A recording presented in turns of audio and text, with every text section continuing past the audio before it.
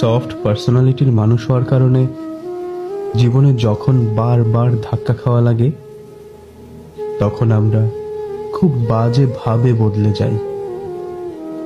সব সময় আগের মতো সফট থাকতে পারি না। আতঙ্ক কাজ করে, মিসট্রিট হওয়ার ভয় কাজ করে। আবার অপটিমাম লেভেলের স্ট্রংও হতে পারি না। যেখানে যতটুকু দরকার মাঝে মাঝে তার চেয়ে বেশি হয়ে যায়, আবার মাঝে মাঝে কম হয়ে যায়। অনিয়ন্ত্রিত একটা ফ্লাকচুয়েশনে জীবন কাটে। নিজেকে বারবার হারিয়ে ফেলি।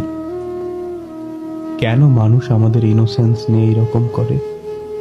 কেন করে?